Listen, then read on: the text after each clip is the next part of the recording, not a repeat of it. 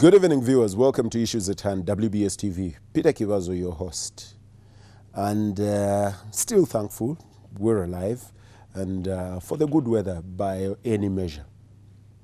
We start a week in which, away from the thanks to the weather and the beauty of that we have, we still have questions around Africa.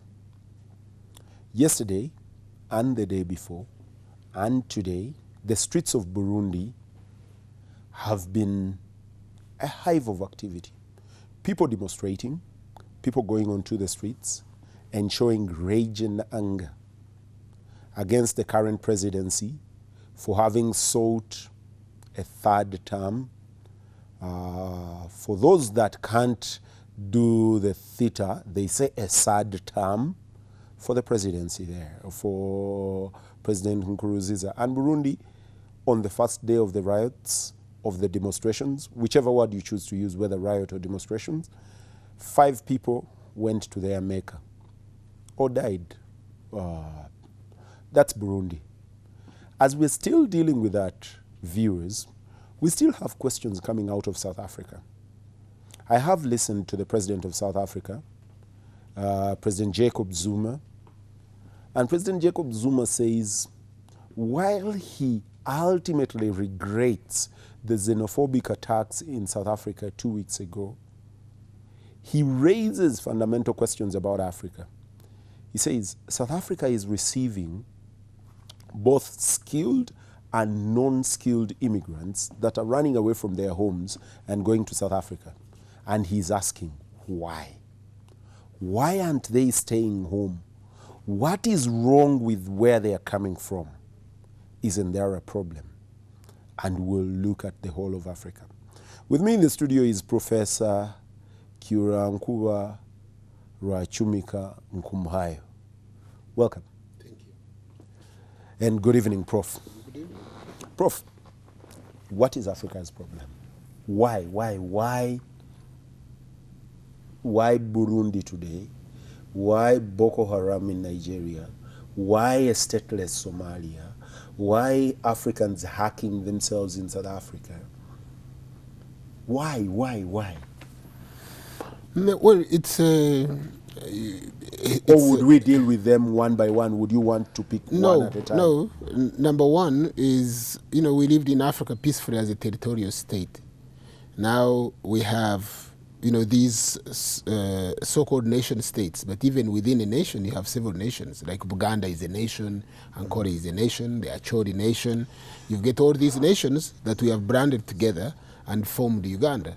And yet, before, we would look at the whole continent. You would travel from here to there unmolested. And then, in the middle of this, we have got resource concentration. Some of our best resources, which are for the whole African continent, have now been siphoned off and given, to different states. In the middle of this, you have got democracy. This really crazy in Africa are not only unique to Africa. They are happening almost everywhere in the world. That's not a consideration. But we also remember that in the states that we have now in Africa, other countries which we look at now, took almost a longer time, to get stable. When the British had a revolution, it took them almost 800 years before organizing the first elections. When America had a revolution, it took them about 50 or something years, before they organized elections. Now, when Nigeria, when the British left Nigeria, they gave 9 years to Nigeria to prepare. The Belgians gave Congo, 6 months to prepare for independence. 6 months. So and then the mode of independence, you find a system now where in your village, your grandfather is the head of the Supreme Court. There is an elder whom everybody knows. If you have a problem, you go to this person, he solves it. But when you come to town, when you go to court, it's a young boy who is 35 or even 30, who is now adjudicating over matters that have elders and, so what experience in life has he got? So you get all these dichotomies, and, Africa will have to take some time, to work them through. But I also think that added to all this is our system of education. Education. Number one, what we know is not sufficient. What we know about ourselves is not sufficient. What we know about others is not sufficient. And then you have taken now a group of people or young people, you put them somewhere to sit and eat and sleep for 25 years. 25 years. If you stand outside Green Hill, if you stand outside Old Kampala, and you see thousands of young people, they are all left villages. Villages are emptied. We talk about universal primary education, universal secondary education. We quarrel when the quality of education is not good. We praise the government because they are taking a lot of children to school. But this child is going to eat for 25 years without producing anything. In a family of 10, if you send 8 to school, it will be only 2 people that are producing for this family. And they are going to do this for 25 years. What are you saying? I am saying that not even the little resources that we have that we could utilize, even the resources of land and production that we could utilize, we have stripped their labor out of these lands and out of these homes and out of these economies and put them somewhere to sit for 25 years. The economies that we talk about now, where people are running to, they are running to Greece, they are running to America, they are running to Spain, they are running to Britain. These economies developed because they had labor that was free for over 500 years, which they captured from somewhere and they worked for them for 500 years. Up to today, Britain, America, who grows food in America? It's the Mexicans and people from South America. It is the African Americans who didn't receive education. Those are the people that are growing food. Most of the jobs that people have left behind to go and work in the cities are being taken up by poor people who think that America is wonderful or Britain is wonderful. That's where you hear of the Romanians and the Albanians. Prof, let me hold you there a little, and I want to understand this fully. Yes. You're not short of poor people in Uganda. Yes. You're not short on the unemployed. Yes. You're not short on the half-skilled and unskilled. Yes. Why aren't they tilling the land?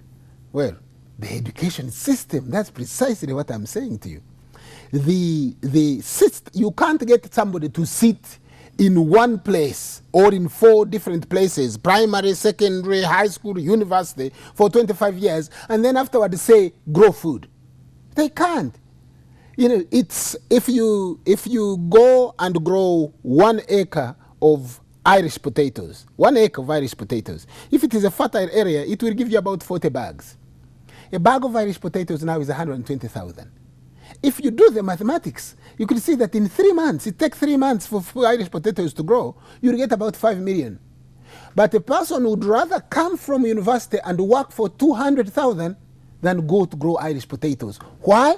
Because he can't be seen going back home to now sit on the farm and do that manual work.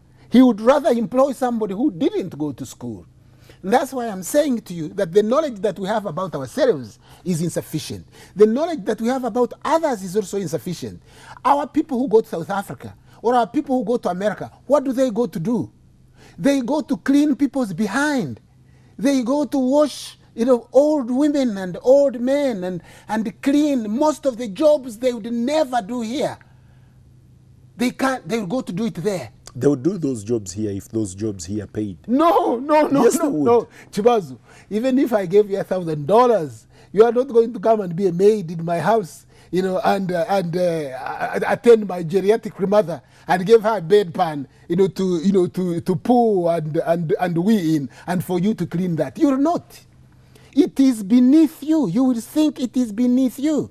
But they'd rather do it there because nobody sees them. It's not. They don't care if they are. They don't have dignity there. That's why I'm saying the knowledge that we have, unless we advance on this expansion of this knowledge, then you will see millions of our people. I think you have seen the videos of our people jumping fences in Morocco, trying to get into Spain. You have seen millions of our people in Libya, even though Libya gathered black people and put them in trenches and shot them after the fall of Gaddafi. But you have people risking Libya, number one, where they are detained and treated, subhuman, and also getting on these floating, coffins. Coffins, really, to go and die in the Mediterranean. That's not only the only place. In the Red Sea, you've got Eritreans and Ethiopians and Kenyans, pouring into Yemen, to go into slavery, pouring into Saudi Arabia. There is a case of a Kenyan woman who saw an advert for somebody that she was told that she's going to work for a prince.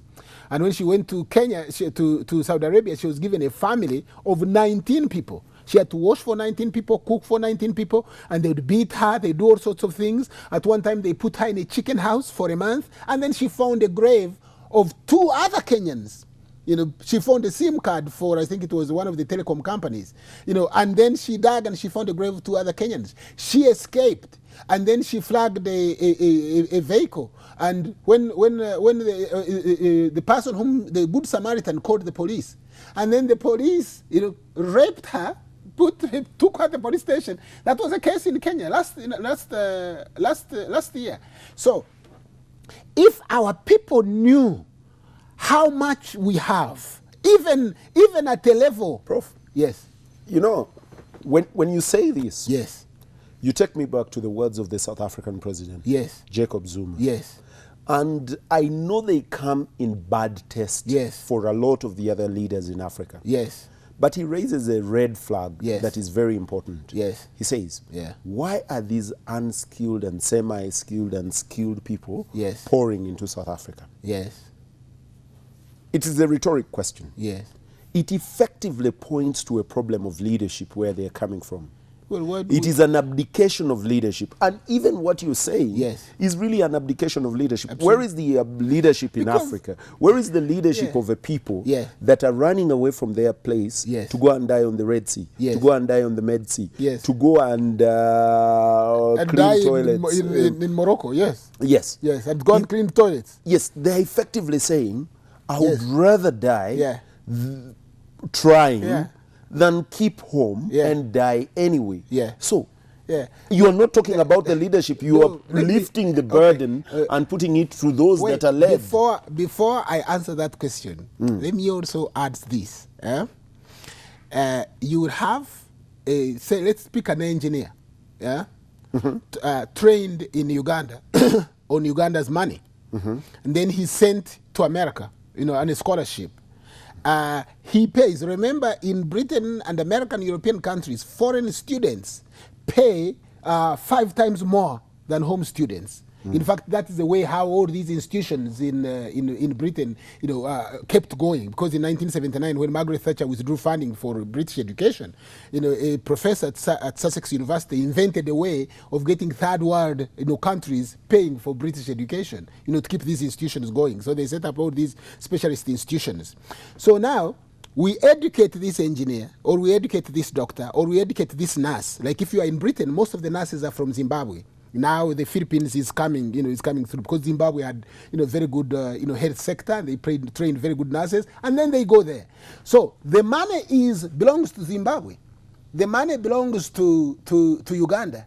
Uganda doesn't even cap and say, if we train you on a government scholarship or in a government bursary, you cannot go to work for somebody else until you've worked with us for 6 years to repay the country. You understand? So we are actually subsidizing those economies. Professor, I disagree with you. Well, you can disagree. Hold there. Because as you're training me, yes, supposing you capped me. Yes. I have been trained by government of Uganda as a teacher. Yes. I have been trained as a journalist. Yes. Can you employ me?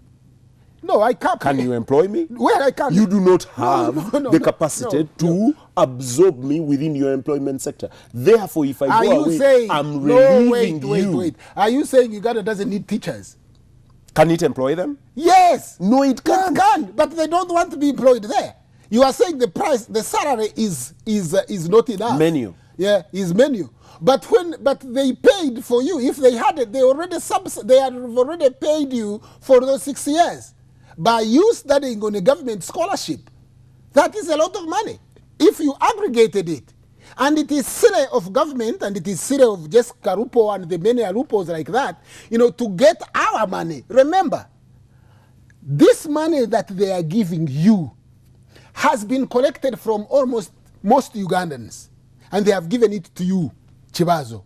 Some other students have remained, or some other people have remained away from school or away from that scholarship. So the onus is on government to recover that money from you because they have invested in you. It is an investment. By paying tax? No. Everybody pays tax. When I go to wherever I go, I remit money home. To develop this country. But that is the main point. Don't miss this, this point. Where that works, yes. This is what happens. When you take a government loan or a government scholarship, they cap you. But they have an obligation to do either of the two. Either employ you or ensure. It is not true of any government. Either employ you or ensure that you are employed. It doesn't happen in America where students have loans of 200,000, so 300,000. It doesn't happen in Britain, where they have big loans. If you go to a bar now in Manchester, the person who would serve you probably has a PhD. If you drive a taxi, if you take a taxi from Heathrow to London, the person who is driving you is from Legon University. He's a professor of botany. So you have all these skilled labor packed there. Also with no work. But that is because our system, our way of seeing, our knowledge has failed us. It has failed us to know that in other countries, rich people live in rural areas, poor people live in cities. We have this obsession with cities. We want to live in a city. We have this hatred, almost hatred, of the village. If somebody says, Oyo Mnachalo, he is a villager. It is like saying you are really worthless. Viewers, I'm taking a break. When I return from the break, I come back to Professor and I'm looking at, do we have a governance problem? He thinks that our democracy is an issue. What actually is the issue with this democracy? Because I'm thinking of Burundi. Burundi has gone to the streets, and I find Burundi very interesting, by the way, because for once, not once, I saw it in Egypt as well, I see an African army that stands with the people. When the people of Burundi poured into the streets of Bujumbura, the soldiers did not draw their guns against the people. The police had tried and shot some people. The soldiers stood with the people. It hasn't boiled to, God forbid, those worst levels. So what is Africa? Is Africa's democracy a problem? Have we conceived the wrong democracy? Or is Professor actually propagating and a student of dictatorship and authoritarianism? Don't go away.